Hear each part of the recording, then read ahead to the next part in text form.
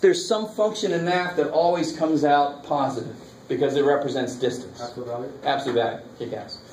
And the reason we don't use that, one quick reason, and there's a much more longer reason, but this is basically part of the reason. What does an absolute value look like? That, right? So, would you want to be in a plane that follows that route? Yeah, you're all dead. Right? You can't turn that quickly. In mathematics, this is what we call a cusp. Bad things happen when a function just suddenly goes, I'm now a whole different function now. Right? So we don't use absolute value. There's other reasons too, but some of you guys have had calculus, but they're a little beyond most of us. So I could do the absolute value of x minus the mean, and that's called a standard error. It actually is calculated when I find the average of those. You can't read that worksheet, can you? But that's all right, because we're not going to use it that much. So if I add up the absolute values of these and divide by n, that sounds like our definition, the average distance from the mean. The average distance from the mean, right? That's what this would do. Add up all the distances, divide by how many there are. But again, there's problems mathematically because of that hard turn it makes. Right? And there's other problems I'm not going to get into. What's another way that I can kill negatives on something? Because the problem here is the negatives are going to cancel with the positives and make 0. Times it by negative. But then this would become negative. Right? So what's something else that always comes out positive for real numbers? But you can't take a square root of a negative. Square. Square. There you go. So what we use, if I'm going to square this right now, what am I going to have to do at the end? Square root. Cool. I like it. So the reason we would do either this or that is just to kill the negatives so they don't add up to be frickin' 0 forever. Right? Okay, maybe you guys are with me? Maybe. So what do we get then? This is nice. Alright. Now if I add them up, can you put the symbol that represents that addition? It's pretty simple. It's the same thing we just had, but with a square on it. So if I add up these, I get 8. Alright, let me stop there for a second. Sorry, guys.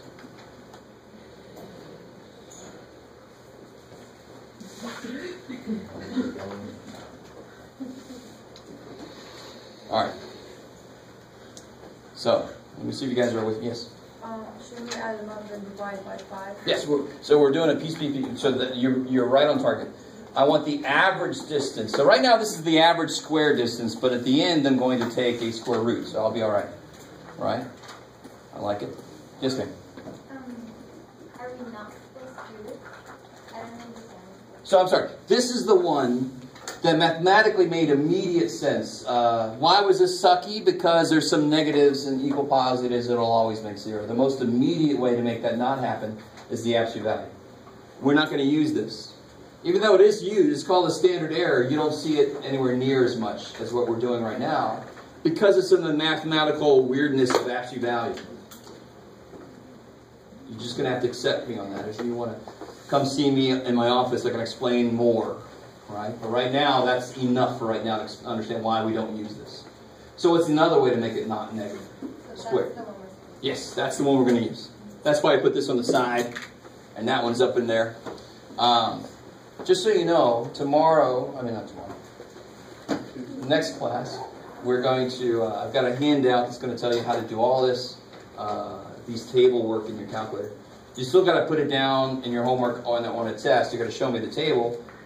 But thankfully, if they give you like 20 of these, you don't have to do every single one. Calculator's going to just eat them up and spit them out. So now, like you said, I love it. Here's the symbol. You ready? Here's the symbol. This is the. You ready? All right. You start here. I don't know if I'm ready. I don't know. We're going to find out. It's one of those I got to see later. You weren't ready. All right. Sure. All right, so it's not an R. It's actually the little brother of this dude, or the little sister, or the little whatever the hell. That's the lowercase sigma, and it stands for standard deviation. If you put a square on it, well, now why would it have a square on it? Because I haven't done what yet? Square root. I squared these just to kill the frickin' negatives that were messing me up. At the end, I'm going to take a square root. So this symbol, sigma squared, is called the variance. And that word kind of makes sense because it's all about how much things vary. Maybe. And so, like you said, I want the spread to be this. So how do I average these? How do I average these? I add them up. Add these distances up. And divide by how many there are, which is the letter N. Kick ass. So that is the formula for a population. Let me be really, really specific up here. Population variance. How do I know it's a population variance? Because the letter is Greek. Oh. So if the letter is not Greek, if it's an S, that's for a sample. It's not S for sample. It's actually S for standard deviation. But we'll get there. All right. Does this? I really want this to. I know this is a lot coming at you. We're gonna go over it again next time. Yeah. So if the letter was changed to the other one, would it still be the same? If it was an S, it would and the formula would change. So that's why I wanted to back up. I want this one to be making complete sense, and then we're going to throw the twist in to adjust if it's a sample. And it kind of makes sense. I'm going to have to adjust if it's a sample because I know less then. Yeah. So for the answer for like the third bar section, would it be 8 or would it be the square root of 8? So here's the, I find the square of what I want, and then I take a square root of that number. So what does this formula say to do? To find this. What is this? Now here's where you got to, let me say this, and I'm going to say this over and over again. And please understand, if you're not getting everything I'm saying now, we're going to basically go through several examples again next time. So this takes a little getting used to. And this standard deviation is so stupid important that I want to build in more time to look at it. So do not, you cannot plug something there and there. That doesn't make any damn sense. That whole thing is replaced with 8. Do you see what I'm saying? So if you see in a formula, if in a formula it's got something that looks like, if the formula has,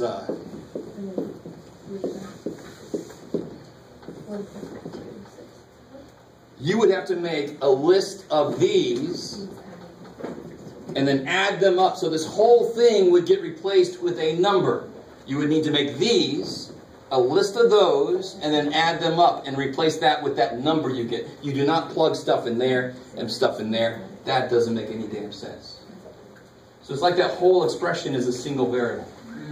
This whole thing is a number. And what number is it, of course? 8, because that's what we got when we added those things up. And what's N? 5. So what is the variance here? 1.6. Kick ass. So that's the variance. How do I get the standard deviation? I have to finally do what we knew we had to do. Square root. So if I take a square root, I get sigma, which is the standard deviation, the population standard deviation, because it's Greek. And I get whatever the hell that is. 1.3. To do what? 1.3. And do me this favor, I'm trying to figure out how I want to, screw it. I'm going to do the same thing I always do. Take it out at least 3 places.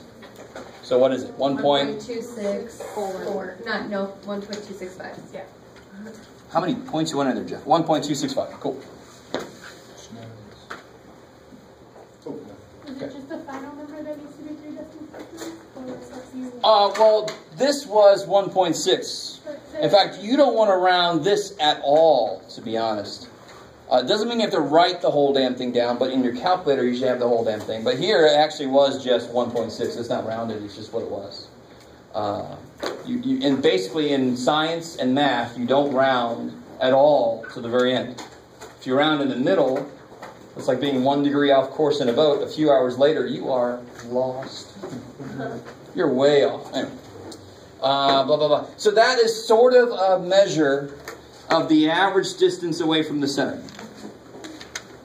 See how I say sort of? Because we had to use squares instead of absolute values, so it's not going to be perfect. But let's just see real quick. This was 2 away. This was 0A. I mean, we got it right there. And so if I took an average here, you're not going to quite get 1.265, right? You'll get 4 divided by 5. You get blah, blah, blah, blah. But still, if I do this whole thing again, let me see if you guys understand really quickly. I'm going to do this whole thing again next time. But if I put a 2 there and a 4 there for that last list of data we had, can you see how you don't even have to run through it? The number I get at the end, would it be bigger or smaller? Why was this so small? Because I got so many zeros. So if that was a 2 and that was a 4, that would be a 1 and a 1. That would be a 1 and a 1. That would be a 10. Do you guys see what I'm saying? So that'll be bigger. So this formula captures the main idea, which is how far away every data point is from the mean. And that's why it's going to be the best other summary number. The mean and the standard deviation. The center and how spread from the center of the data is. Keep asking. So that was a really quick little overglossing of the whole thing. Next time I have a handout with all the steps on it. And I'll have your quizzes graded. Woo!